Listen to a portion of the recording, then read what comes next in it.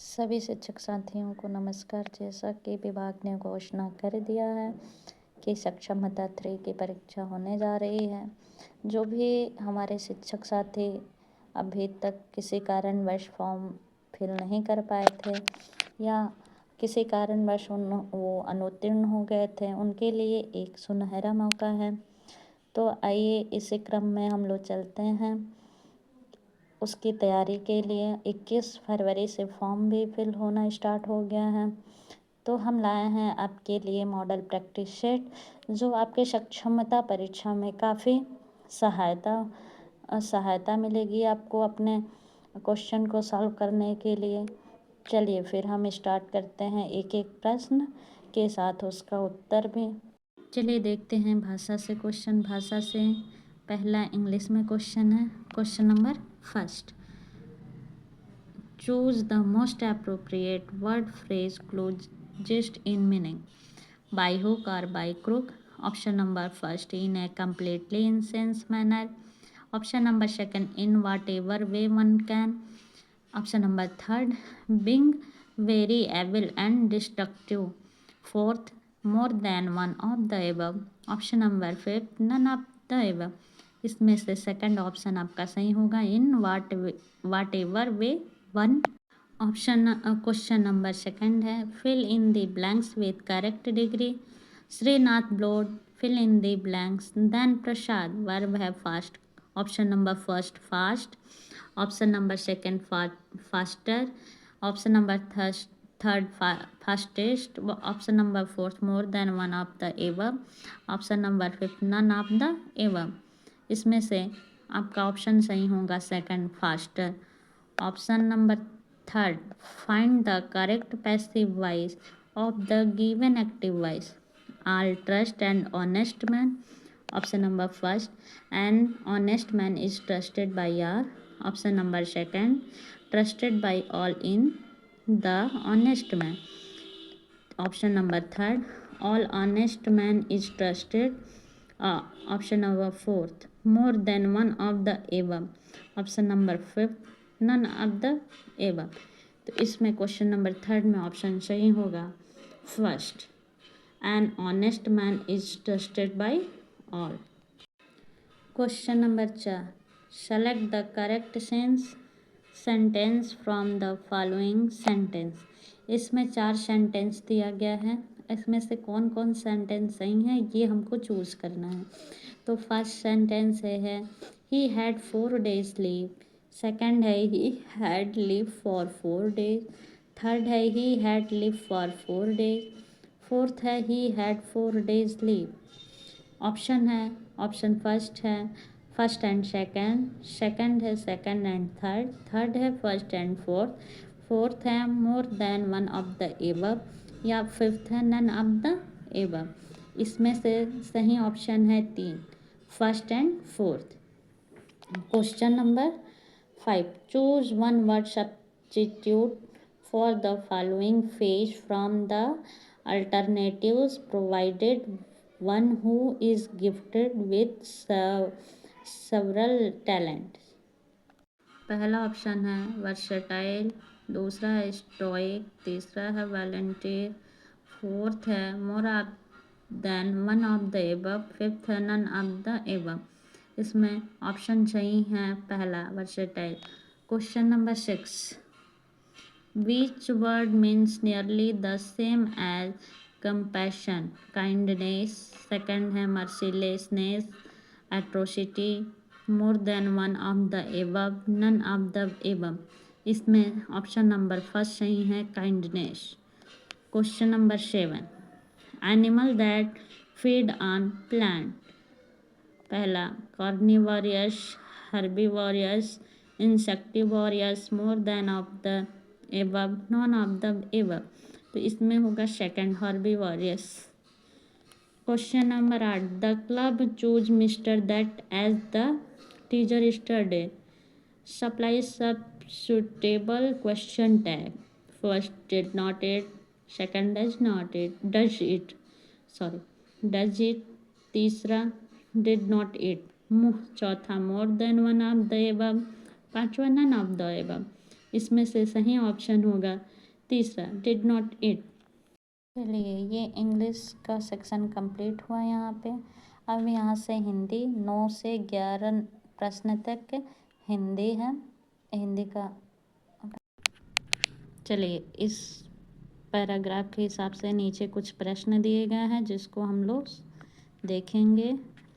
चलिए, question number 9 है, मीरा की कविता किसके प्रतिकार की कविता है? सामंतवाद, दूसरा साम्राज्यवाद, तीसरा संप्रदायवाद, चौथा उपयुक्त में से एक से अधिक, पांचवा उपयुक्त में से कोई नहीं। तो 9वां का होगा पहला, सामंतवाद। 10वां क्वेश्चन है, मीरा किसकी कवयित्री हैं? आदि काव्य, भक्ति काव्य, आधुनिक काव्य, उपयुक्त में से एक से अधिक, उपयुक्त में से कोई नहीं। तो मीरा भक्ति काव्य की कवयित्री हैं। अनोखी चाल का आशय है, अनोखी चाल का आशय है रीति युक्त आचरण, परंपरागत आचरण, विलक्षण आचरण, उपयुक्त में से एक से अधिक, उपयुक्त में से कोई नहीं। तो इसमें होगा तीसरा, विलक्षण आचरण। नीति ज्ञान रखने वाला इस वाक्यांश के लिए उपयुक्त शब्द लिखिए। पहला है नीति निपुण, दूसरा है नीतिज्ञ, तीसरा है नीति दक्ष, चौथा है उपयुक्त में से एक से अधिक, और पांचवा है उपयुक्त में से कोई नहीं। तो इसका आंसर होगा दूसरा, नीतिज्ञ। प्रश्न नंबर 13,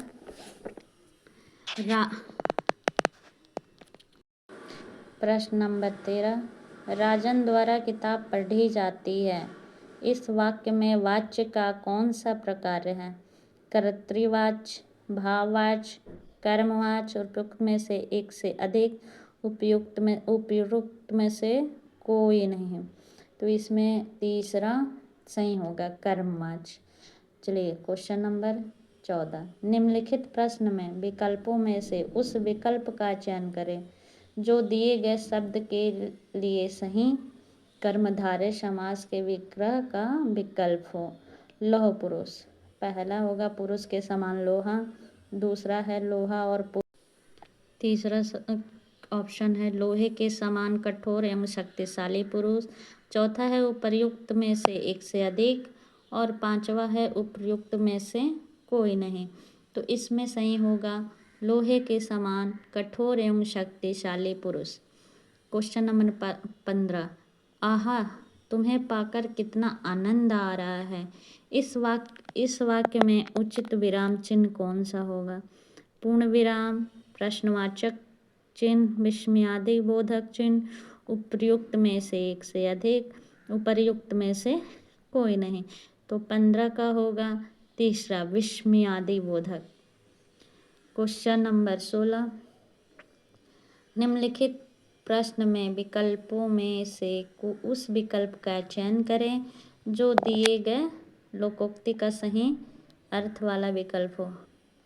लोकोक्ति है चलती का नाम गाड़ी।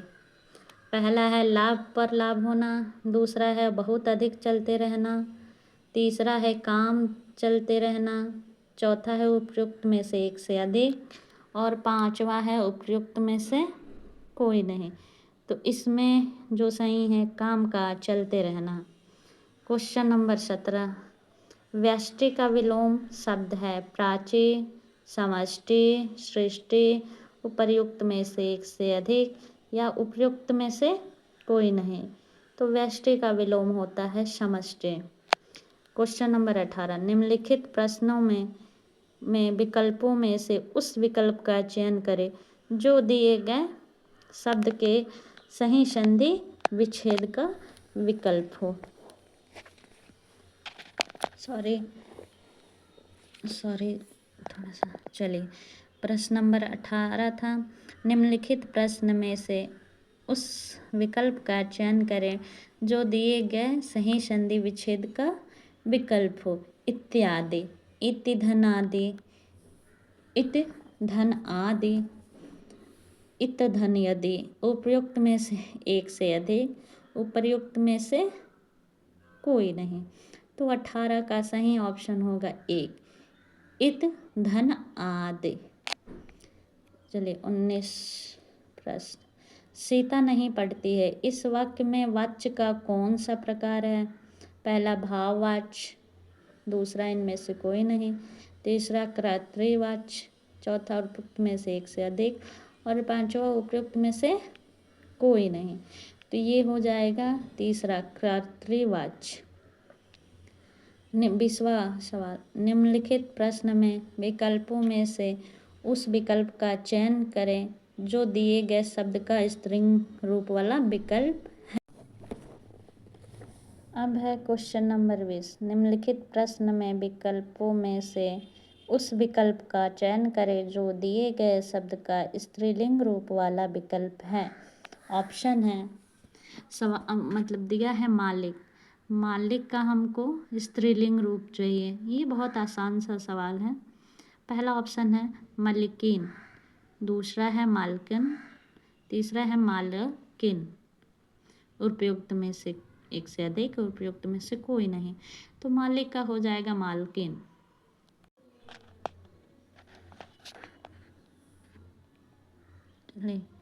शब्द है मालिक, मालिक का हमको स्त्रीलिंग रूप चाहिए। तो मालिक का स्त्रीलिंग क्या होगा? मलकिनी, मालकिनी, मलकिनी। उपयुक्त में से एक से अधिक, उपयुक्त में से कोई नहीं। तो तीसरा मालिक का, बहुत आसान सा सवाल है ये, मालिक का हो जाएगा मालकिनी। चलिए प्रश्न नंबर 21, निम्नलिखित प्रश्न में विकल्पों में से उस विकल्प का चयन करें जो दिए विलोम शब्द का सबसे अच्छा विकल्प हो। मूक, शब्द है मूक, मूक का पहला ऑप्शन है वाचाल, दूसरा है बड़ा, तीसरा है घृणा, चौथा है उपर्युक्त में से एक से अधिक और पांचवा है उपर्युक्त में से कोई नहीं। तो इसका मुख का विलोम होता है वाचाल।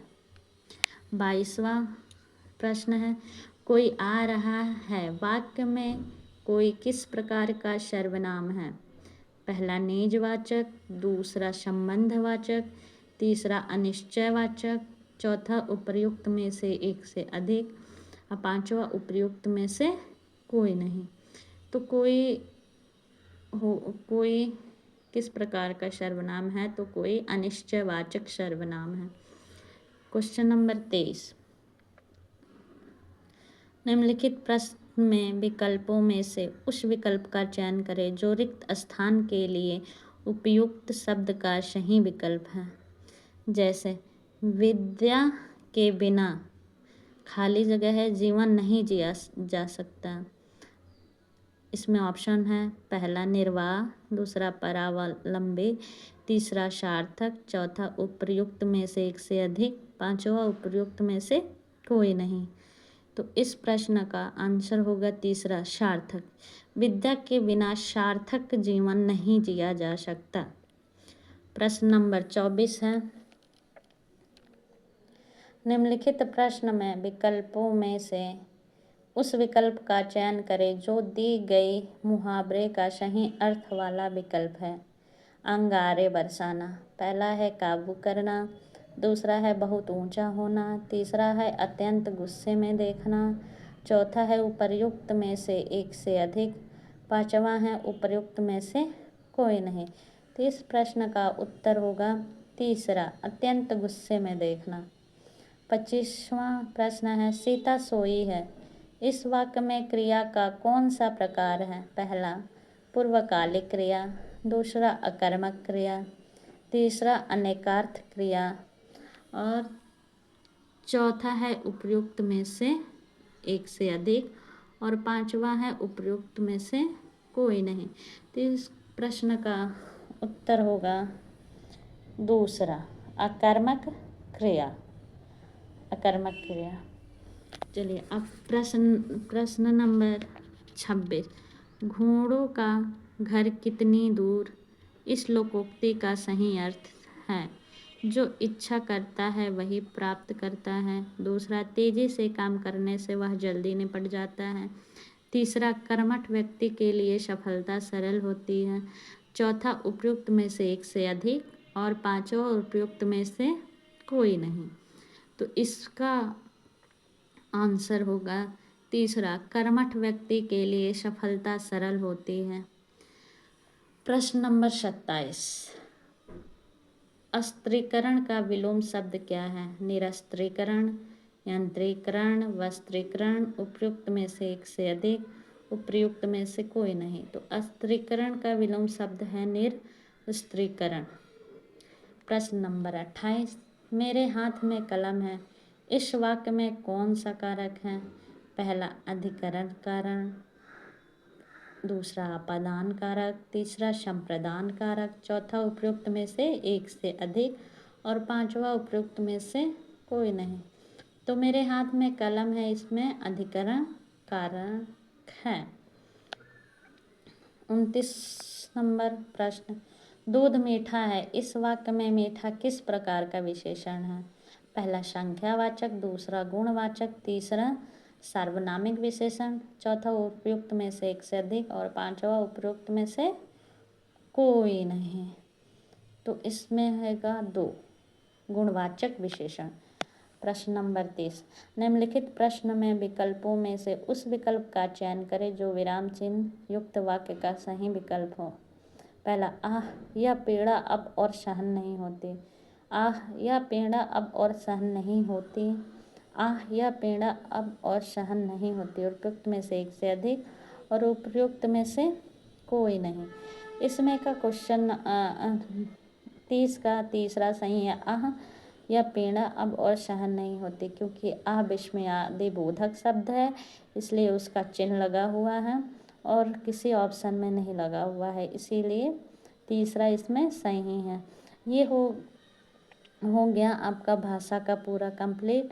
अगर आप ऐसे ही प्यार देंगे तो मैं आपके लिए बाकी 120 क्वेश्चन का दूसरा वीडियो ले आऊँगी, जिसमें सामान्य अध्ययन होगा, सामाजिक विज्ञान होगा, भारतीय राष्ट्रीय आंदोलन होगा, भूगोल और पर्यावरण होगा, सामान्य जागरूकता है, मानसिक क्षमता परीक्षण है। ये सारा 120 नंबर में होगा। अगर आप लोग का प्यार और आशीर्वाद बना रहेगा तो मैं और आगे भी कंटिन्यू करूँगी। तब तक के लिए सबको नमस्कार।